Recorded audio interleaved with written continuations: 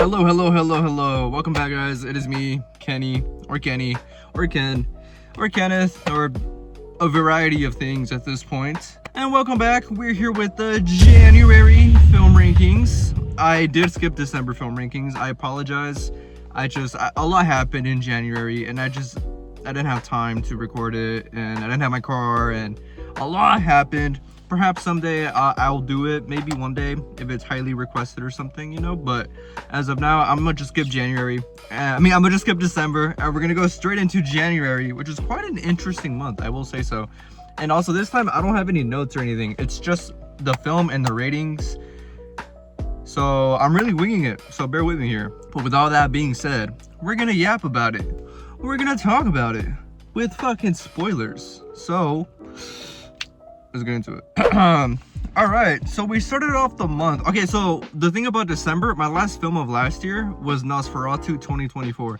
And we started off 2025 with Nosferatu 1922, the OG Nosferatu, the Symphony of Horror Nosferatu. The thing about the OG Nosferatu is, so I was debating whether or not I should watch this before Robert Eggers' version or after. I decided after because I assumed I would appreciate it more, which I more or less did. Kind of like what I did with the Terrifier series. I saved, you know, All Hallows Eve and shit for after I watched all the Terrifier films, because I feel like I'd appreciate it more, and sure enough I did. So we had the same mentality going into this OG Nosferatu watch. And the thing about it is, see, like, obviously it's generational for its time. It's an absolute masterpiece for its time, but like it was just really difficult for me to watch in modern day, like especially after having seen Robert Eggers' version. It was really hard for me to watch it, because no disrespect to OG Nosferatu, but like Robert Eggers' version is literally like the original one, just like better in every way, and rightfully so. It's literally 100 years later, you know, so it should be better. But like that's what I mean. It's like this exact same story. It's just shorter and like simpler, and I didn't find it as enjoyable modern day. But like I said, I respect it, and for all it's accomplished and everything, you know, historically speaking. And OG Nosferatu is labeled as a symphony of horror, and a symphony of horror it fucking is, because the version that I watched, I mean, there's a lot of versions out there, you know what I mean? I don't know how much they differ, you know, version to version, but the one that I watched, like the music, the score it was a symphony of horror. It was carrying the film, you know. It was really like I was feeling it. It was good. But yeah, like I said, it's like generational for its time. There's some special effects that I'm not really too sure how they pulled off, but they did. And in this one, Nosferatu, I really like how he looks in this one. I think he looks really like, I don't even know the word for it. Like, he's really off-putting, you know. He makes you feel very uneasy, but like not threatening at the same time. I don't know, it's a bit of a pickle. There's also some parts where it almost looks like a nightmare, like a nightmare was recorded and then placed into the film. Like it looks really dreamish. And speaking of dreamish, there is some cool ass shots. I mean, I'm sure you guys have seen that, the shadows from the original, you know. Yeah, OG Nosferatu, you know, I respect it, acknowledge it. Didn't have that much of a great time watching it though. I gave it 3 stars, which I feel is kind of disrespectful, but I mean, that's just how I feel about it. I gave it 3 stars, but we are gonna put it in the S tier because we gotta respect it. So it's S tier, but I gave it 3 stars. No heart.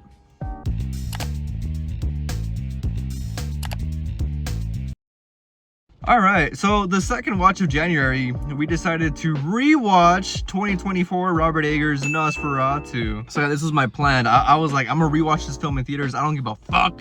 So I watched it like literally the next day after watching the original version, which I kind of regret, because it's like I literally just watched this. I was in the cinemas watching it, and I'm like, I literally just watched this. Like, it was too soon. So basically, I watched Nosferatu, the new one, for the first time. And then I went to Vegas for a couple days. I came back, I watched the original version, and then the next day I watched the new version again. So it's like Nosferatu, there is such thing as too much Nosferatu, believe it or not. So that's kind of what it was with this time. I didn't really enjoy this rewatch because I literally just feel like I really suck at rewatches in general. I'm not much of a rewatcher anymore. I struggle rewatching things unless it's Spider-Man. But like, what I will say about Nosferatu 2024, since I didn't rank my December film rankings and I did watch it in December for the first time, Nosferatu 2024, Robert Eggers just fucking gets it. Like, this is another banger by him. He hasn't missed. I haven't watched The Northman though, but I've heard great things about it, and I trust those things because, I mean, I've watched The Witch, banger. I've watched The Lighthouse, banger. I've watched Nosferatu, banger. So The Northman, haven't watched it, but I'm sure it's great. And like Eggers, he just gets it, man. Especially the time period, you know, the whole atmosphere that he, you know, that the film has, the environment, the costume, the cinematography, the shots, dialogue, you know, the direction. Robert Eggers just fucking gets it. He just gets it. And like I'm telling you, this version 2024 Nosferatu is literally just a better, maximized version of the original one. So also in watching the original one, it made me appreciate the newer one even more, because I'm like, dude, this is so fucking good, and it's so true to like the story, I feel, you know. And yeah, it's just a masterclass in cinematography. This is some of the best cinematography I've ever seen. I was just watching it, I'm like, dude, these visuals are insane. Count Orlok though, first time watch, I wasn't really feeling his look. I was like, what is this? I don't know, he looked really off to me. I wasn't really vibing with the mustache, you know. He was all dripped out. But I don't know, he's really grown on me. And I mean, now I kind of like the design. I don't mind it anymore. But at first I was a bit thrown off by it. I was like, I'm not feeling it, because I was used to how he looks in the original version, you know what I mean? So yeah, Nosferatu 2024, we gave that bit 4 stars, gave it a heart, and I'm putting that in the A tier. You will bounce on it.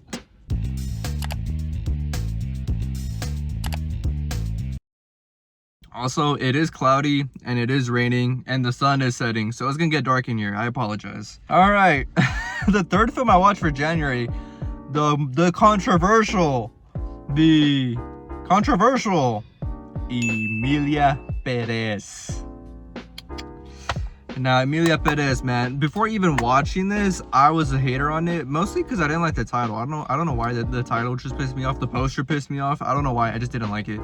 And of course, before I watched it, I was aware of like the discourse. I watched it on January like 6th. Oh, I didn't write the dates. I just realized I didn't write the dates. I'm sorry, I forgot to write the dates. I'll more or less remember when I watched it, but it was at the beginning of January. I watched it in the first week of January. So at the time, there was just discourse about like, oh, they didn't hire actual like Latino actors, and you know, the director's French, and they didn't even film it in Mexico, and you know, they're being disrespectful to trans people. You know, I was hearing all this discourse. Of course, the Selena Gomez hate, which I'm a big part of that.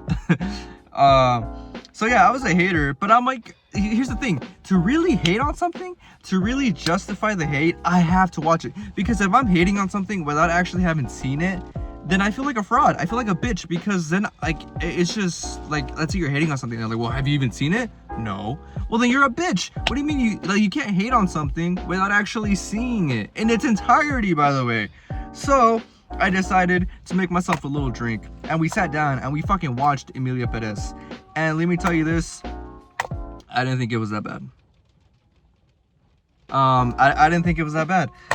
See, like, here's how I see it. When I was watching it, I was like trying to exclude all the outside noise. I was just watching the film for what it was, removing the outside noise, you know, removing all that extra bullshit. I was just watching the film for what it was, and I didn't think it was that bad.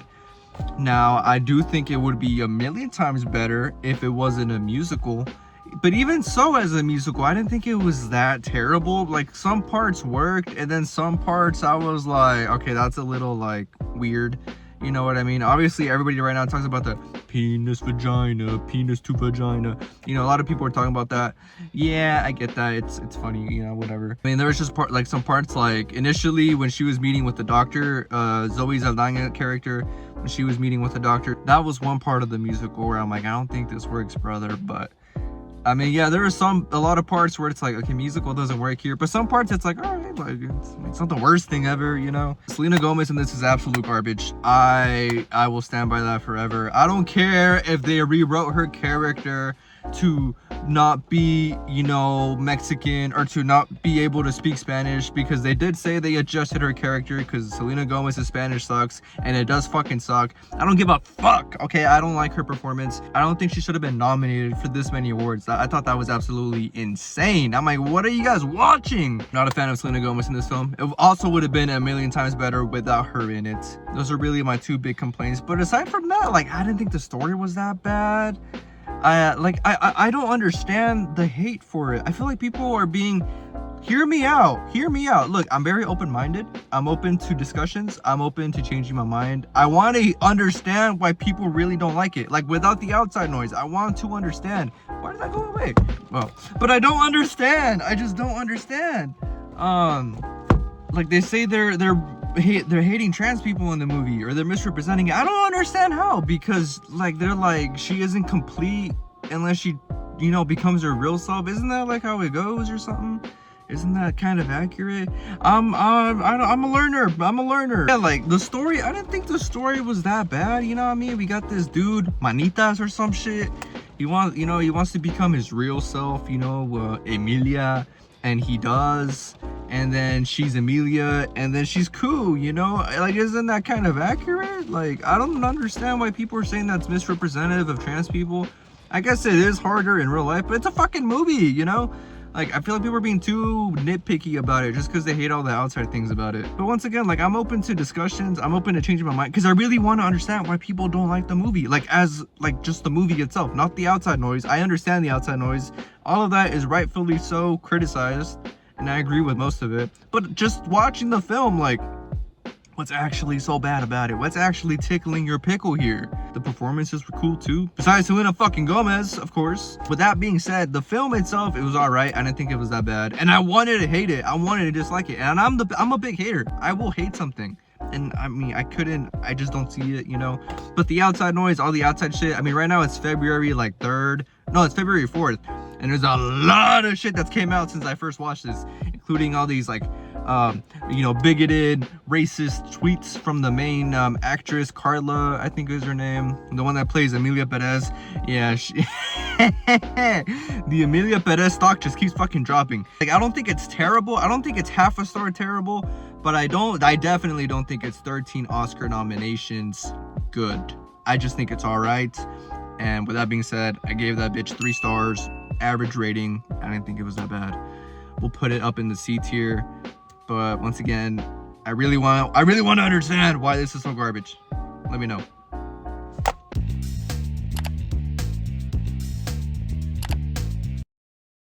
I don't know, maybe January 14th-ish or something, I watched Leaving Las Vegas. So Leaving Las Vegas, we watched this because, as I kind of mentioned, end of last year, beginning of this year, I was at Las Vegas. I went on a little Vegas trip. Wasn't the best trip ever. Matter of fact, I more or less didn't like it. I feel like I didn't get closure on that trip, as I mentioned right now. It didn't go too good. So I saw this film pop up, Leaving Las Vegas, and I was like, oh, you know, maybe I could get some closure on my trip by watching this. I didn't get any fucking closure watching this. Leaving Las Vegas by no means is a bad film. It is not a bad film whatsoever. Matter of fact, I think it's won awards, or I think Nicolas Cage won an award for this, or I don't know. It by no means is it a bad film. It really isn't a bad film. It was just really fucking hard to watch. It was really tough to watch. It was really depressing. This dude just drinking himself to death. And it's just fucking hard to watch, you know? Like, I've never felt so disgusted watching someone else drink alcohol in my fucking life. You know what I mean? I struggle taking a shot, you know what I mean? And this dude's just out here goop, goop, goop, goop, chugging vodka and tequila and shit. And you know, if he doesn't drink, he's all spazzing out and tweaking out. And it's just like, it made me sick, you know? But then it also reassured me that I'm not an alcoholic, which I know I'm not, but you know. One can never be too sure. Yeah, it was just really fucking hard to watch. It was really tough to watch. I didn't enjoy watching it, is what I mean. You know, like, it's not a bad film, but I didn't have a good time watching it because it's so fucking hard to watch. And, you know, if my vibe hadn't been killed, you know, by the end of the movie, it was definitely killed by my possible trigger warning here. There's this gang rape scene in the film. And if my vibe wasn't killed by then, it definitely was killed after that, because during that scene, I was like, my fuck. You know, it's just, no one wants to watch that. No one wants to see that, you know? It's terrible. And yeah, after that, my vibe was definitely killed for like 4 hours. And I was just like, well, fuck. Sarah deserved better, man. Sarah deserved better. Hashtag Sarah deserved better. Yeah, man, that's just overall how I felt about it, you know what I mean? Not a bad film, just tough to watch. Didn't really enjoy it. But I did give it 2.5 stars. No heart. and I'm gonna put it up in the B tier, man. But now that was one of my toughest watches ever, bro. Babies.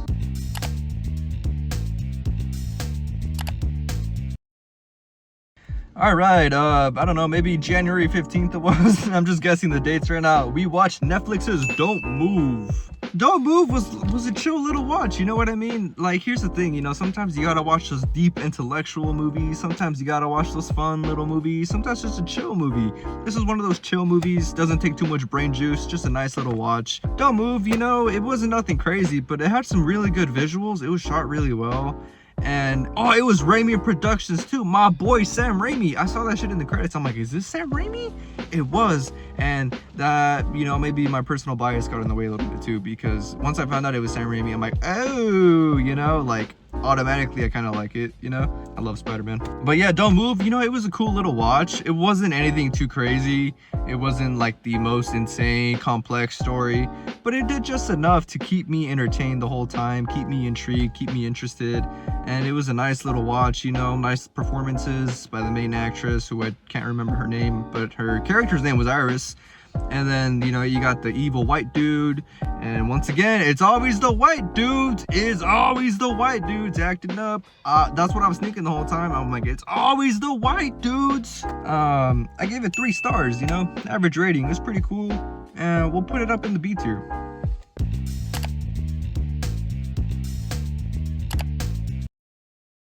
All right, maybe January 17th, possibly.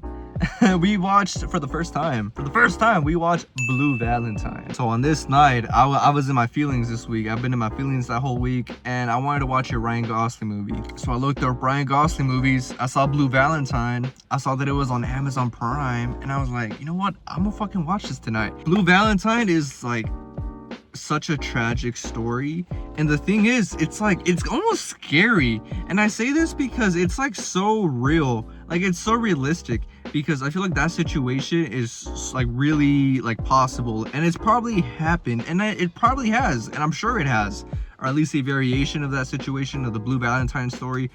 It's such a tragic story, and it's really heartbreaking. And like, at first, I wasn't really feeling the non-linear storytelling. A lot of the times when films do that non-linear storytelling, it throws me off.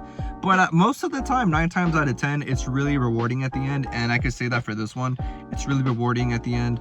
And like, everything just comes together, and it's just like, wow, man, like, it's so tragic. It truly is so tragic. You know, you get to understand both of their pains throughout the whole story. And the thing is, like, neither character is really wrong. I mean, obviously towards the end, Ryan Gosling character is like way out of line, but like, you understand why he's out of line. You get to understand why, and you understand her too. So their reasonings, they both have their reasons, and like, neither is like completely wrong, neither is like right. I feel like the way they both feel is justifiable, although I may not, you know, agree with their actions towards the end. But like, it was just a really, it was insane storytelling. That's really what I gotta say about it. It's insane storytelling, insane acting, you know. Ryan Gosling and Michelle Williams, insane performances, you know. Ryan Gosling, Michelle Williams, both of them, you know. A lot of these scenes are very vulnerable to shoot, you know, and they did it, and all hats to them. I watched a lot of interviews afterwards, and apparently this film took years to make. It was in like production for a long time, and even in filming, like, I guess they lived in like a house for a month together to really like make it as real as possible. And I think they did a great job with this. I think they did an absolutely great job with this. Yeah, I really enjoyed Blue Valentine. It really got me fucked up. I gave it 4.5 stars, and I gave it a heart. And we're putting it in the S tier. Like, that was really good. That was really good. And I also really like the aspect ratio for this. I like it when it's like that, you know what I mean? That aspect ratio, which I don't know what it is right now, but it was really good. S tier.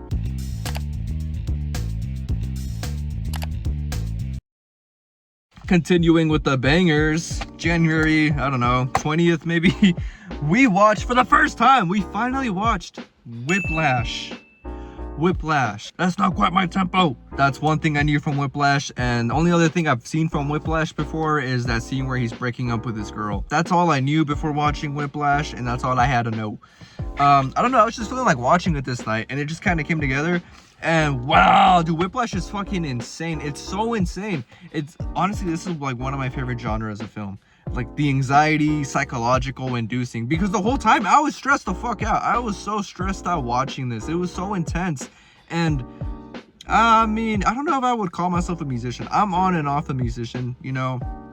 I go through stints where I play the guitar a lot, then I kind of take a break. I recently, once school started last semester, I took a break from guitar because I just couldn't juggle everything I'd like to do. I started playing it again during winter break. You know, I'll always be on and off with the guitar, but what I mean is, like, I understand the musician aspect of the film, because like performing under pressure is fucking difficult, you know. I mean, I haven't played in a band, but I was in guitar class for a bit, you know. Like in 8th grade I took guitar class and we performed in front of people one time, and in high school I took guitar again and we performed in front of the class for like an assignment. So like I kind of know what it's like. But what I mean is, like, okay, I'd be playing guitar by myself, I could do it. I put a camera, I start recording myself playing the guitar, and all of a sudden I can't fucking play shit. I feel pressured, I start slipping, I can't hit the notes, you know. So like watching this, I understand that. And it's like, imagine if you had this fucking dude, J.K. Simmons, yelling at you, not quite my tempo, you know. Like I couldn't, I would fold instantly. And so yeah, I really understand it from the musicianal aspect of it, and it's fucking insane. But it's just such a great story. It's like directed really well, it's shot really well, the performances are really good. And like the thing about the film is like points were made. I know a lot of people don't agree with, was it Fletcher's stance, but like he has a point. Like I understand him, because what I thought of when he explained himself, like at the end to Miles Teller's character, is that like Michael Jackson, that's literally how Michael Jackson happened. Because if Michael Jackson's dad, Joe Jackson, didn't push the fuck out of him, although it's unethical, we all know it's very unethical how Michael Jackson grew up, and that's obviously why he had a lot of, you know, trouble as an adult, because of all the childhood stuff that never got resolved. But because of all that pushing, all that, you know, what Joe Jackson did, he became, in my opinion, and many people agree with this, Michael Jackson's the greatest artist to ever live, and he will always be the greatest artist to ever live. Michael Jackson is the greatest, and he wouldn't have become the greatest if he didn't have that experience as a childhood, with Joe Jackson pushing him to his fucking limits, pushing his siblings to the limits. So that's what I mean. I understand Fletcher's point, and he has a point. Like, that's how you really achieve greatness. You don't achieve greatness by just being complacent, by being mediocre. So I understand him, and it makes sense too, because like obviously if he pushes you to the max and you fold, well, then you weren't cut out to begin with. But you know, Miles Teller's character, he went through some rough patches, up and downs, but ultimately he was cut out for it. But obviously it's very unethical, and you know, isn't right at all. I mean, someone in the film killed themselves because of the way they were treated in that class. But I understand though, I understand. And then after watching this film, you know, all I could hear was jazz music in my head.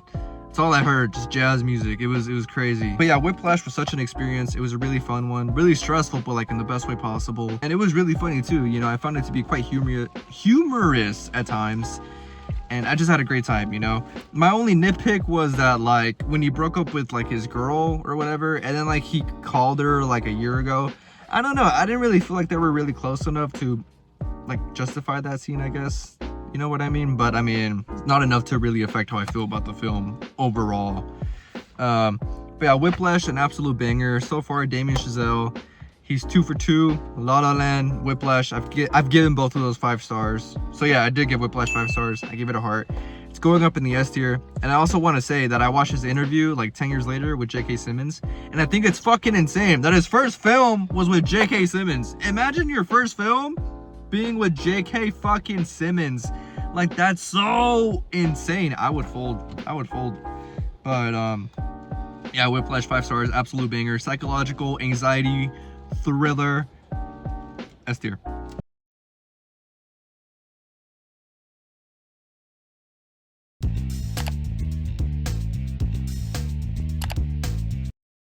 All right, January something. I finally watched this film. I've been wanting to watch it for so long, and I finally got my free trial for Mubi to watch it. I watched Sometimes I Think About Dying. So when this film was first announced, I automatically was attracted to it because of the title, just because of the title. The title is so fire to me. Sometimes I Think About Dying. Yeah, me too. Don't worry about me. yeah, that title just really attracted me, and Daisy Ridley was in it, and I know she's a great actress, even though she gets a lot of Star Wars hate. And yeah, this film really showcases how great of an actress she is, because with this film, she really brings this character Fran to life. She fleshes her out so well. She plays her perfectly, Fran. In this film, it's very much like very visually and like atmospheric driven. These visuals are so insane. And you know, this film is really about like this character Fran, you know, she kind of wants more for her life, you know, after I guess being complacent for some time, it seems. You know, she's trying to come out of her shell, you know, maybe make some friends, maybe get romantic. You know, she's trying to evolve in her life, and she's trying to come out of her shell. And it was really interesting and, you know, sweet to watch that, and relatable too at times, because, you know, not to get too personal, but in my life, you know, this film has a lot of dissociation, and that happens to me a lot, you know, arguably daily. Depression, I've been depressed before, genuinely, and it fucking sucks, and it's insane.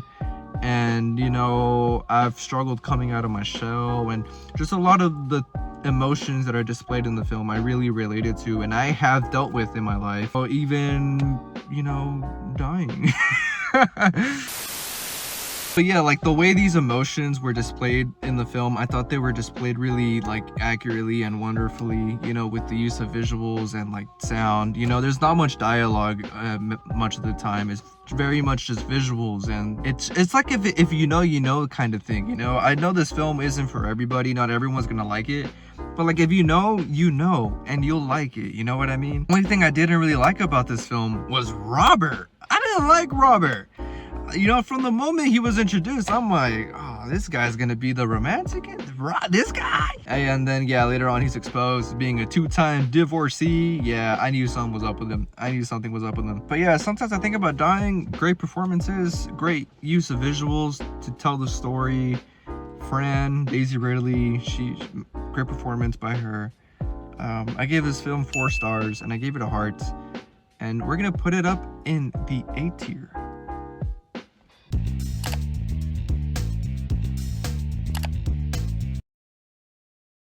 All right, January something else, we watched Unhinged. Unhinged was the biggest piece of dog shit that I have ever seen, arguably. No Way Home still exists. Yeah, Unhinged, I watched it because a couple days before that, I kept seeing the reel where he's like, I don't think you know what a bad day is, but you're gonna find out, boy. You know, I kept seeing that scene, and I don't know, I just really wanted to watch it. I found that it was on Netflix. I have Netflix. But yeah, this movie was just so fucking stupid. Unhinged was so fucking stupid. Not even Russell Crowe could save this for me. And I mean, he did cool, he did his part, but like the story was just so fucking stupid. You know, there's so many plot holes and so many things that just don't make sense. The police are fucking stupid in this film. It's like, what are they doing? It's just one scene where Russell Crowe's character is like right on their ass, and they're talking to a cop. They're like, oh, help us out, he's on our ass. And they're like, no, hold up, we gotta, there was a big accident, we gotta go take care of that. It's like, bro, but the dude you've been looking for this whole time is chasing. There's just so many plot armors. They won their battle with him with a fucking Fortnite strategy. I was like, oh, brother. Overall, like, I just couldn't get over how fucking stupid this film was. Like, especially like that IHOP scene. I think it was IHOP, like, where he was literally killing this man and nobody was doing a thing about it. Nobody. They were just watching, which is a little realistic, but I know for a fact if that happened in real life, somebody would step up and like wouldn't just watch that. It was ridiculous. It was absolutely ridiculous. And this dude, Russell Crowe's character, had the craziest plot armor. Like, nobody was doing shit to him at the gas station, at the stoplight, anywhere, at the house. It was absolutely insane. Like, I don't know, it was just too much for me. And sometimes, you know, I'm okay with ridiculousness in films. Not this time. It was just too much for me. I just couldn't get beyond how fucking stupid this film was. It was just so stupid. And I didn't have a good time watching it because it was so stupid. Yeah, I'm sorry, Russell Crowe. You couldn't save this, my brother. You couldn't save it. But yeah, I gave it half a star, and I'm putting that bitch in the F tier. It was ass.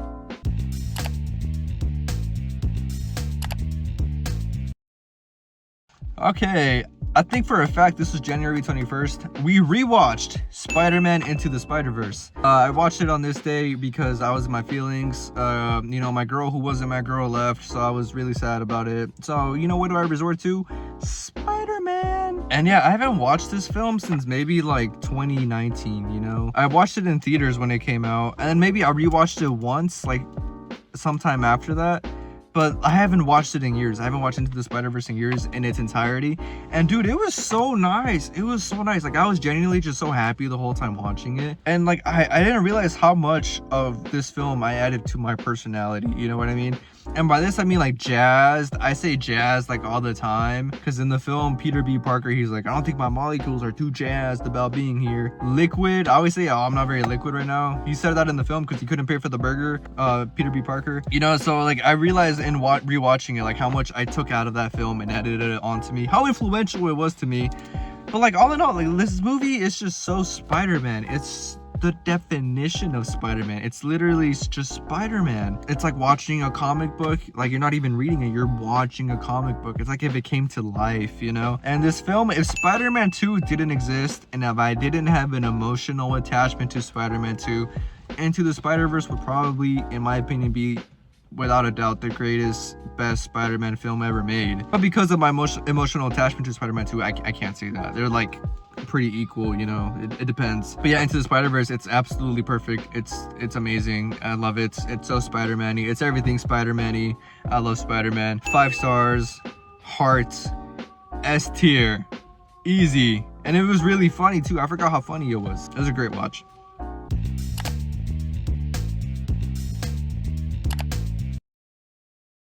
All right, speaking of rewatches, like 2 days later, maybe January 23rd, 24th, we rewatched Lost in Translation. Lost in Translation, watched it for similar reasons, you know, lost my girl who wasn't my girl. Yeah, so with this film, so the first time I watched it, right, I really liked it and I really understood it from the perspective of being like a foreigner or somewhere, you know, visiting a place, a foreign place, being, you know, alienated, feeling alienated. This time around when I watched it, I understood it more from the perspective of having a special connection with somebody, a very temporary special connection with somebody, because I literally just experienced that. And the way that I kind of coped with it is that I was like, well, like it was special, you know. It's like one of those things, it's like a Lost in Translation thing, literally. Like it was special, at least you experienced it, you know. You'll always have it. Some things just don't last, some things just aren't meant to last, but like at least you experienced it, you know. And it was special, and it'll always be with you in a way. And it's really bittersweet if you think about it that way, but it's really nice too. That's really just how a lot of things in life are. They're very temporary, but like they'll stay with you, you know. That's really why I watched this film this time, and how I really understood it this time around. Just that special temporary connection with somebody.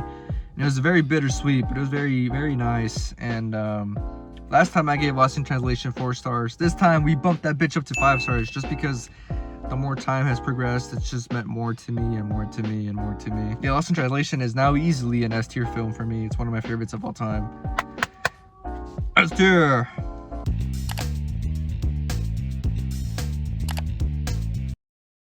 All right. Oh, January, I don't know, something.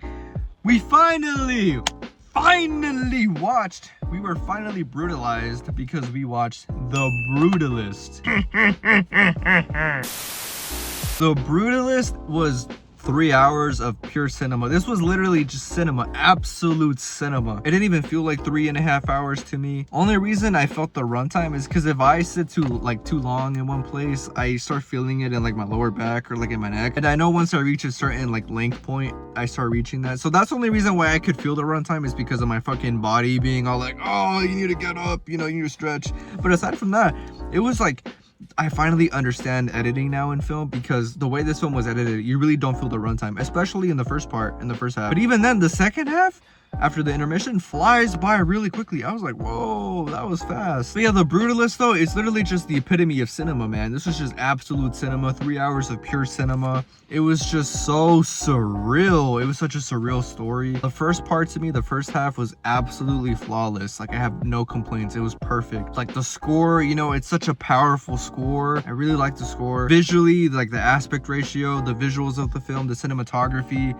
it was all absolutely perfect. Big fan of that. And the first half to me was like very calming. The more I think about it, I think it was meant to feel calming, because in the character, I mean, his life is looking promising. It's looking like it's gonna be okay, you know. He's gonna make this architecture thing. He's gonna, you know, bring his wife over and his niece and everything. It looks like everything's gonna be okay. So maybe that's why the first half I felt very like calm and optimistic, and you know, it was nice. While the second half is more tragic and more like, oh shit, you know what I mean? Which also makes sense with the story. So it kind of how the story is going is also how you feel about it. So I think it works. Like the second half after I watched the film, I wasn't too jazzed about it. I felt kind of underwhelmed in a bit. Like I didn't think it was bad. I just felt like it was missing something, or I felt like it went by too quickly, or I just didn't really like the direction. I was just like, huh. But I think like that's kind of the point, because you know, afterwards I watched like the interview with the director and like his wife, because you know, they wrote the film together. And you know, he was talking about how like, you know, capitalism, you know, how it could kind of ruin art, you know what I mean? That's kind of what happened in this film. America, you know, seems promising and everything, and it was promising like it was in the first half, but then, you know, the whole capitalist aspect of it kind of ruined the art and the whole promising thing, you know, about it. And you know, it's quite tragic too. I mean, the tunnel scene, you know, Guy Pearce and Adrian Brody, I was like, whoa, I was literally flabbergasted. I was like, fuck. I was like, I didn't expect that. I was like, what the fuck? And then I felt like the film kind of ended abruptly, you know, but once again, I feel like it kind of works out. And while speaking about the Brutalist outside noise, there is all this AI controversy right now, because you know, it was kind of revealed that they used AI to help with his Hungarian accent or something, to like pronounce some vowels or some shit. I mean, when it comes to that, see, I have very mixed feelings about AI, because see, I feel like it's inevitable. I feel like it's going to be more prominent, you know, or more like frequently used in the future in films, and it's just like we can't really do much about it. I think my voice cracked. But then I also think about it, I mean, it's like if it makes the film work, then I mean, I'm kind of fine with it.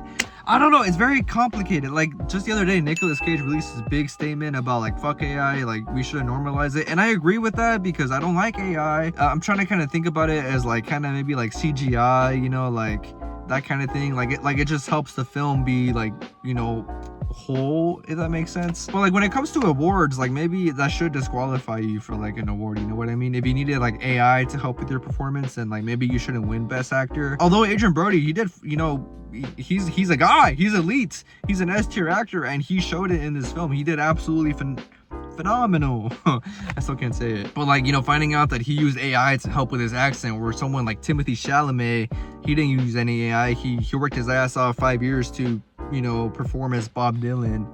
You know, like that's kind of conflicting to me, like award wise. But once again, I don't really give a fuck about awards. I feel like they kind of ruin art in a way, especially films. But I mean, I don't know, I'm trying to be understanding of it and okay with it, but it does bother me a little bit, you know what I mean? It is a little like stain, I don't know, you know what I mean? But once again, The Brutalist, epitome of cinema, phenomenal score, amazing direction, amazing cinematography, incredible performances. It's absolute cinema, definitely recommend. 4.5 stars, heart, S tier. And that score is so good, man. It's so good. It had so many great shots too, and like the font too, like the credits were really good. I could yap about this for a long time but I don't want to. But yeah, S tier, we're putting it in the S tier.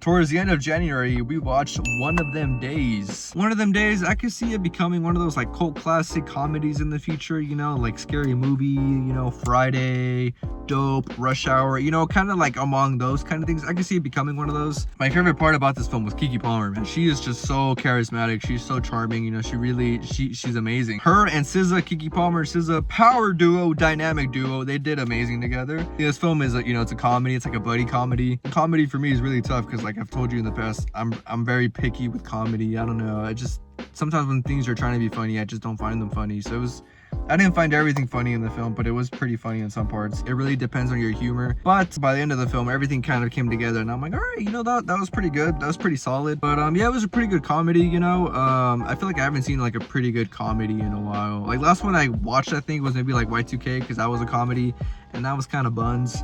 This was not buns. I gave it 3 stars, you know, average rating, not bad. And we'll put it up in the B tier.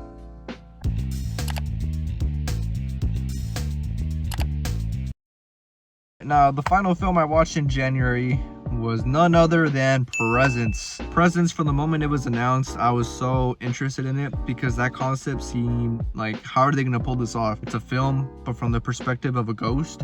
How are they gonna do this? And this film really surprised me. I saw this really good Letterboxd review that I really liked, where it was like, you don't choose what films like really touch you emotionally or something like that, but like they just happen. Yeah, it's kind of what happened in this one. I didn't expect this to like really touch me this much, to really affect me this much, but it did. The whole film is from the perspective of this ghost, and I was really like, how the fuck are they gonna pull this off? But they pulled it off.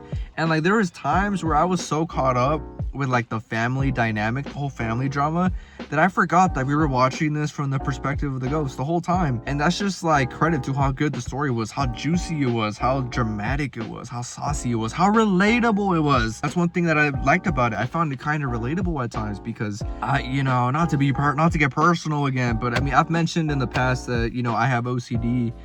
And when I first was diagnosed with it, you know, I was very much misunderstood by my family. You know, it's something to kind of adapt to. It's not, you know, a lot of people to this day, they don't really understand what OCD is. So like, let alone my family back in 2017. So, you know, I related to that whole kind of being ridiculed part, you know, your whole family not really understanding you, kind of, you know, being passive aggressive with you just because they don't understand you. So I related a lot to that, and I found it to be quite accurate too. But yeah, it was kind of like, it was a bit of a tragic story, you know, like that ending.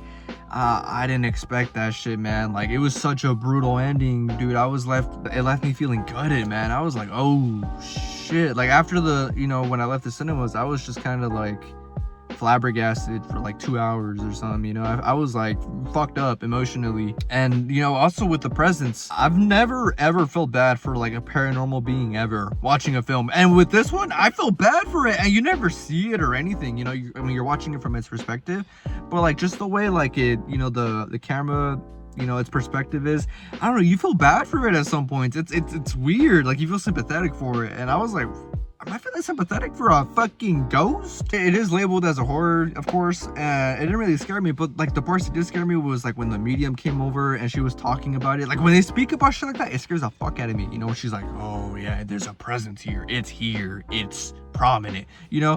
When they say shit like that, it spooks me the fuck out. Speaking about that, I have this maybe like far-fetched theory. I haven't really seen many people say this, but I feel like maybe the presence was Tyler all along.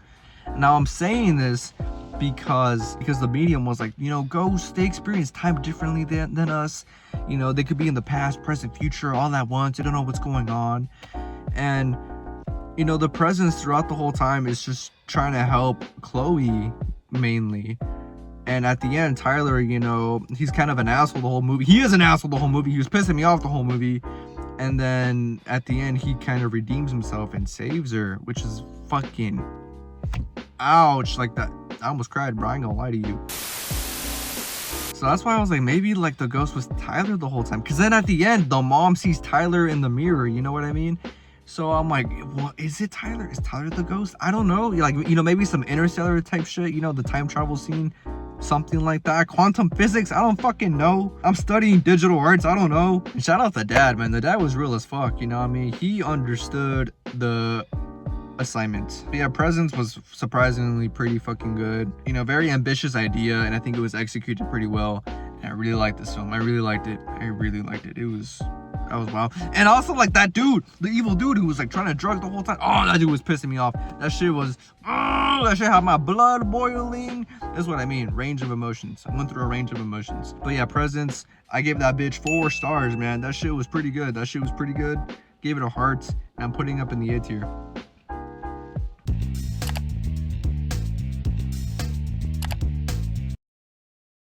But yeah, guys, that was basically everything I watched in January. Without notes, I really just wing this right now, so I don't know, I probably missed out on some things I would have liked to say, but I mean, that was my month of cinema in January. Thank you for watching, fellas.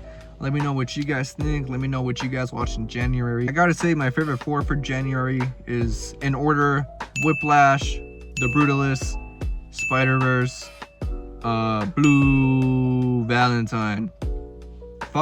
Fantastic. But yeah, man, with that being said, thanks for watching. I appreciate it. And until the next time, peace out, players. It got dark. Whoop.